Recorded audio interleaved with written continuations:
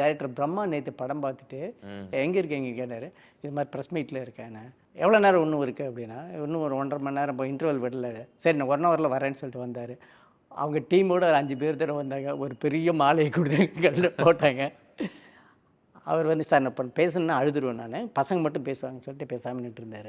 அப்புறம் கடைசியாக போகும்போது சார் ஒன்றும் இல்லை சார், நான் மிரண்ட இடம் என்னென்னா, அந்த அம்மாவுக்கு தனக்குள்ளே ஒரு எதிர்ப்பு இருந்தது மேரேஜ் வேண்டான்ட்டு. அதை ஓவர் கம் பண்ணிட்டாங்க. தன்னுடைய சொந்த வீட்டுக்காரங்க எதிர்த்தாங்க, அதை ஓவர் கம் பண்ணுறதுக்கு தைரியம் இருந்தது. ஊரே எதிர்த்துன்னுச்சு, அதை எதிர்க்கிறதுக்கு பயம் இருந்தது.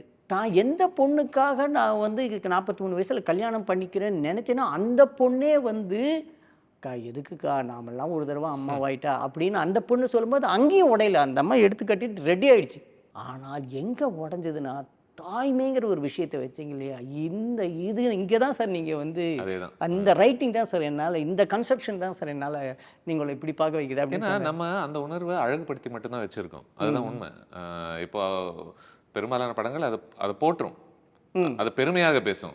இந்த இடத்துல அந்த பொண்ணு பாரு தன்னுடைய சந்தோஷங்களை பின்னாடி வச்சு தன் குழந்தைங்களுக்காக வாழ்நாள் பூரா இனிமேல் இங்கே நான் சமைச்சுக்கிட்டே இருப்பேன் அப்படின்ற ஒரு இடத்துல தான் இருக்கா பாரு அப்படின்றது தான் நம்ம ஒரு நாயகர்களுடைய லட்சணமாகவே நம்ம பார்க்கலாம் இல்லையா.